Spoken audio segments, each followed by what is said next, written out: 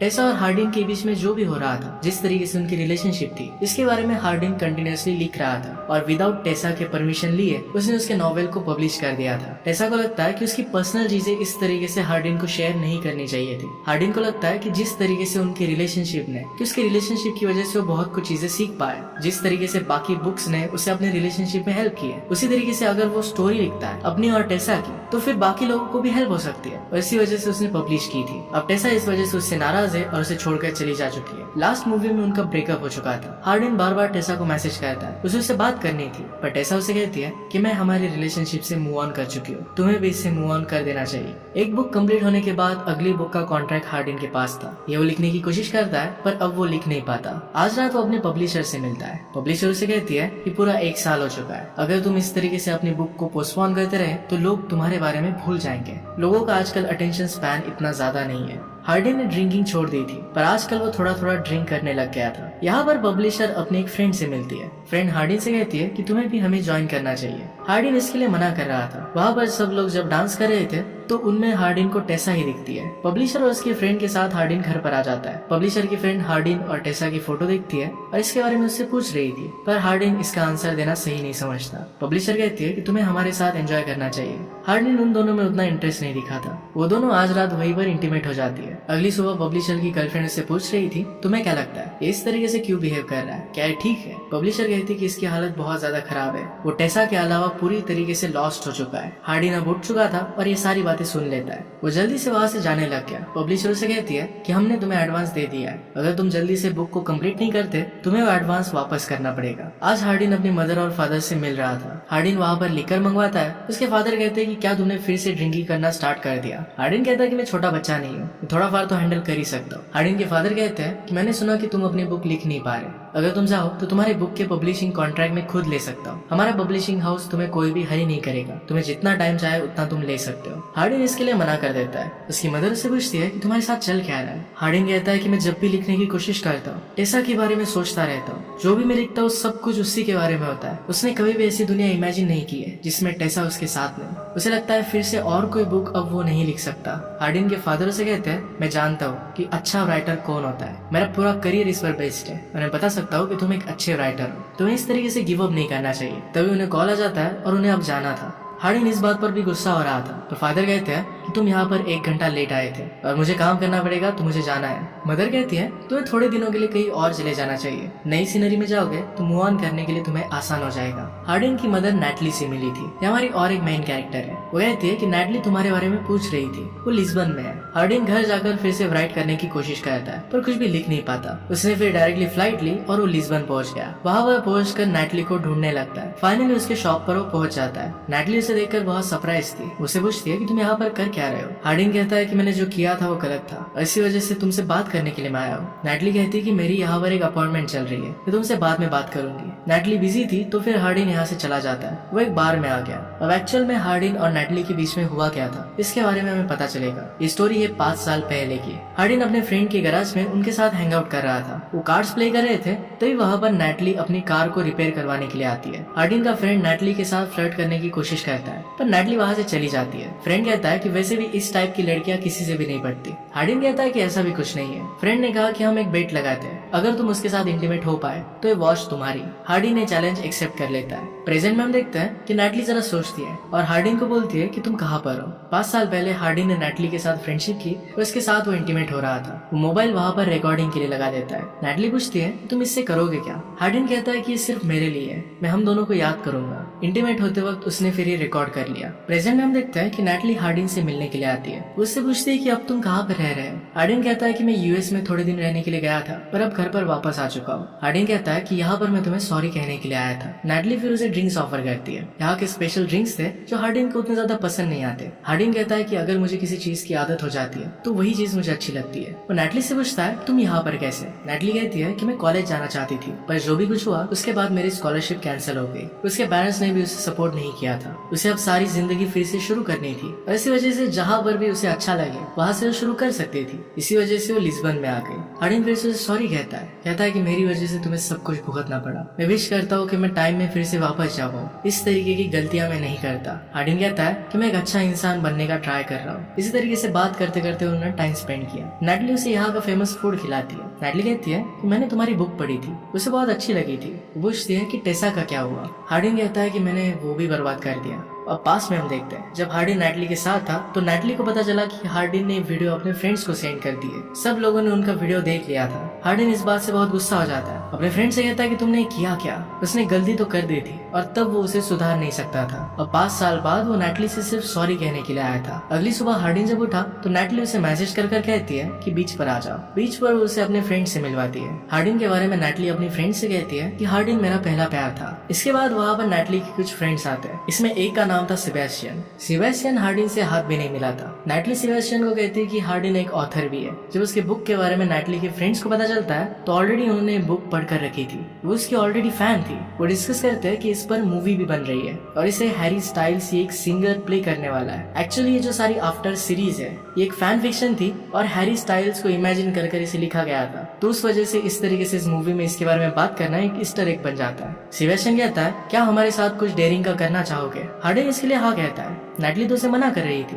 Hardin मानता नहीं और फिर वो लोग सब एक क्लिफ पर जाते हैं। एक बड़ी सी क्लिफ के ऊपर से उन्हें जंप करना होता है। हार्डिन बिना कुछ सोचे वहाँ पर जंप कर देता है। जैसे ही वो पानी से बाहर आया तो उसे टेसा की याद आ रही थी। फर्स्ट पार्ट में जिस तरीके से वो लेक में गए थे इसके बारे में वो याद करता है। नैटली पूछती है कि क्या तुम ठीक हो। हार्डिन कहता है कि मैं ठीक हो जाऊंगा। आज वो घर आकर फिर से राइड करने की कोशिश कर रहा था पर कुछ भी कर नहीं पाता। उसे अपने ब्रदर का कॉल आ रहा था पर इसे वो पिकअप नहीं करता। फिर से टेसा को मैसेज करता है कि मैं तुम्हें मिस कर रहा हूँ। टेसा सिर्फ इसे पढ़ लेती है और फिर रख देती है। अगली सुबह हार्डिन फिर से नैटली से मिलता है। नैटली उसे एक हेल्दी जूस देती है। हार्डिन कहता है कि मुझे ये सब चीजें अच्छी नहीं लगती पर एक्चुअली जब उसने उसे टेस्ट किया तो उसे अच्छा लगता है। नैटली फिर हार्डिन को एक शिप पर लेकर जाती है। हार्डिन कहता है कि इस तरीके से जरा बाहर आना ये मुझे अच्छा लग रहा है। मैंने खुद को घर में ही बंद करके रखा था। नैटली उसे समझने की कोशिश कर रही थी। हार्डिन कहता है तुम्हें किसी पर्सन के लेयर्स को खुले करना अच्छा लगता है। नैटली कहती है कि इसी वे से तुम किसी आदमी के दिल तक पहुंच सकते हो। नैटली कहती है कि तुम इतना स्ट्रगल क्यों कर रहे हो। हार्डिन कहता है कि मैं सेकंड बुक लिख नहीं पा रहा। हमेशा बहुत सारे ऑथर्स के साथ ऐसा होता है कि एक बुक वो लिख डालते हैं जो बहुत ही अच्छी बनती है पर फिर सेकंड बुक लिखना ये उनके लिए बहुत ज्यादा हार्ड हो जाता है। उसी सिंड्रोम से हार्डिन गुजर रहा था। वो कहता है फर्स्ट बुक लिखते वक्त टेसा मेरे साथ थी, वो मेरी इंस्पिरेशन थी,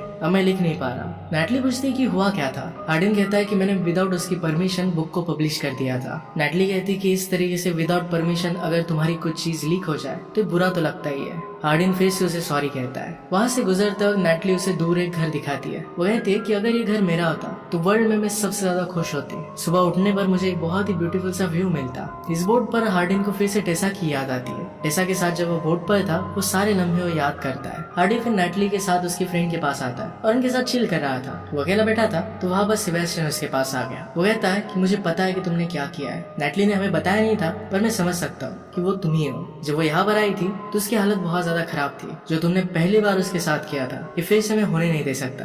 सेबेस्टियन उसे उकसाने की कोशिश कर रहा था पर हार्डिन वहाँ से उठकर चला जाता है। नैटली उसके पास आई तो कहता है कि मैंने जो किया इस बात के लिए मैं कभी भी खुद को माफ नहीं करूंगा। नैटली कहती है कि मैं अपनी लाइफ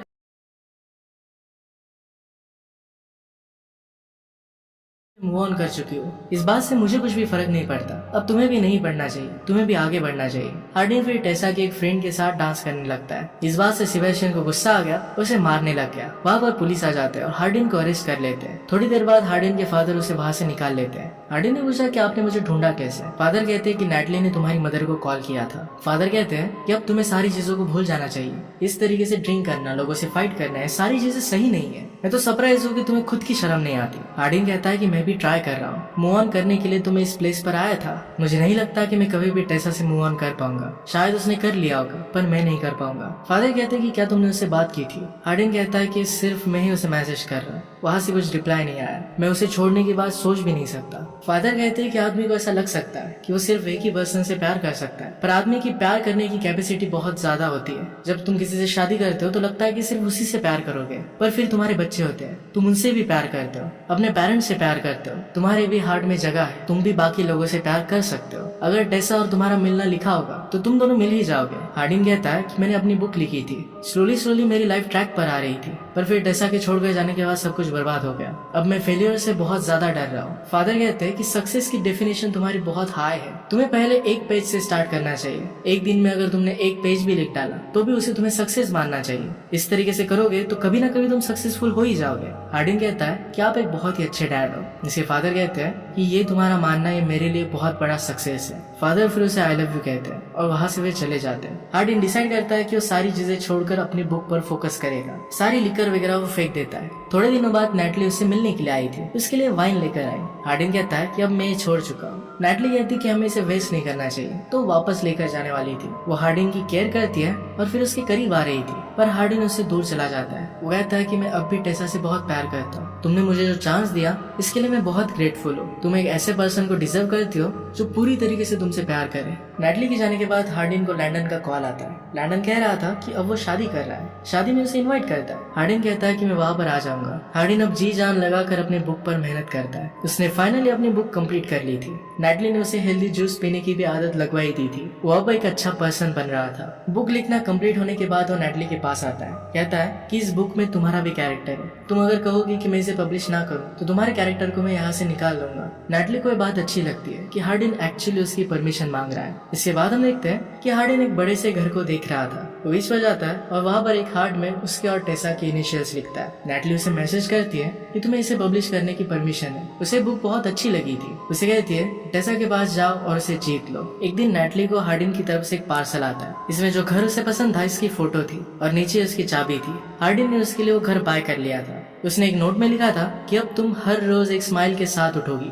वेडिंग में हम देखते हैं कि टेसा भी थी। एक्चुअली टेसा एक ब्राइड्समेड थी। वो नोरा की अच्छी फ्रेंड है और इसी वजह से वो ब्राइडमेड बनी है। नोरा कहती है कि हार्डिन भी यहाँ पर आया हुआ है। वो लैंडन का ब्रदर है, इस वजह से उसे बुलाना पड़ा, वरना मैं उसे यहाँ पर अलाउड नहीं करती। यहाँ पर प्रीवियस मूवीज में टेसा का जो फ्रेंड था जिसका नाम है रॉबर्ट, ये भी आया हुआ है। हार्डिन रॉबर्ट को हेट करता था क्योंकि रॉबर्ट ने टेसा के साथ फ्लर्ट किया है। हार्डिन लैंडन का बेस्ट मैन था। जब वेडिंग होती है तो ब्राइडमेड्स और बेस्ट मैन ये दोनों साथ में चल कर आते हैं, तो हार्डिन और टेसा को साथ में आना पड़ता है। हार्डिन कहता है तुम हमेशा सब में बहुत ब्यूटीफुल लगती हो। वेडिंग के वक्त वो एक दूसरे को ही देख रहे थे। लैंडन और नोरा की वेडिंग होती है। हार्डिन दूर से टेसा को देख रहा था। रॉबर्ट भी टेसा के आसपास ही घूम रहा था। वो जाकर अपने फादर से बात करता है। किम हार्डिन को देखकर हंस रही थी। वो कहती कि हार्डिन जिस तरीके से हर्ट हो रहा है ये देखकर मुझे बहुत हंसी आ रही है। वो हार्डिन को बताती है कि एक्चुअल में टेसा और रॉबर्ट ये एक दूसरे को डेट नहीं कर रहे हैं। टेसा के लिए रॉबर्ट सिर्फ एक ब्रदर की तरह है। रॉबर्ट एक्चुअली किसी और लड़की के साथ अब शादी करने वाला है। हार्डिन फिर एक छोटे बच्चे के पास जाता है। वो इस बच्चे को कहता है कि जाओ और टेसा को डांस के लिए पूछो।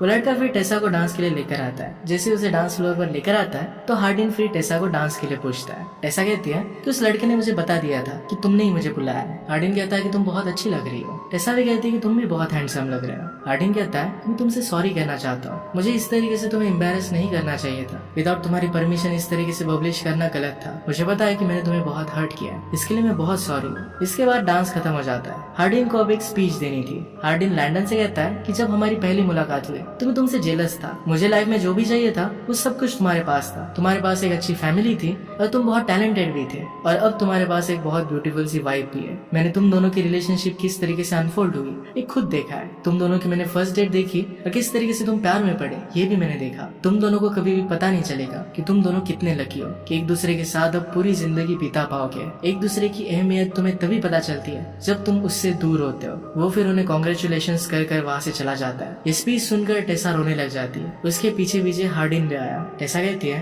किस तरीके से हम दोनों के बारे में तुम बात नहीं कर सकते। वो बहुत इमोशनल थी। हार्डिन कहता है कि क्यों नहीं कर सकता। टेसा कहती है कि ये सारी चीजें मेरे लिए बहुत हार्ड हो जाती है। तुम हमेशा इंटरव्यूज में कहते रहते हो तुम मुझसे कितना प्यार करते हो। हार्डिन कहता है कि मैं सिर्फ तुम्हारा अटेंशन पाना चाहता था। टेसा कहती है कि तुमसे मुझे बहुत गुस्सा आता है। वो फिर उसके पास जाकर उसे किस कर लेती है। वो दोनों वहीं पर इंटीमेट होने लग गए। इसके बाद टेसा कहती है कि मैंने जब तुम्हारी मैन्युस्क्रिप्ट पढ़ी थी तो मैं इस बात से बहुत डर गई। लोग क्या सोचेंगे इस बात से मुझे बहुत फर्क पड़ रहा था। मेरा इस तरीके से सोचना गलत था। वो कहती है कि मैं सिर्फ तुम्हें चाहती हूँ, मुझे लोगों की परवाह नहीं करनी, मुझे सिर्फ तुम्हारे साथ रहना है। हार्डिन कहता है कि मैं तुमसे बहुत प्यार करता हूँ, तुमसे शादी करना चाहता हूँ। वहीं पर एक रिंग लेकर उसे वो प्रपोज कर देता है। टेसा ने इसके लिए उसे हाँ कहा। अब इसके बाद हम देखते हैं कि कुछ साल गुजर चुके हैं। हार्डिन ने और बुक्स लिखी है। वो घर पर आता है तो वहाँ पर टेसा और उसकी डॉटर भी थी। उनकी फैमिली अब कंप्लीट हो चुकी थी। हार्डिन टेसा की बेली को किस करता है और टेसा फिर से प्रेग्नेंट है।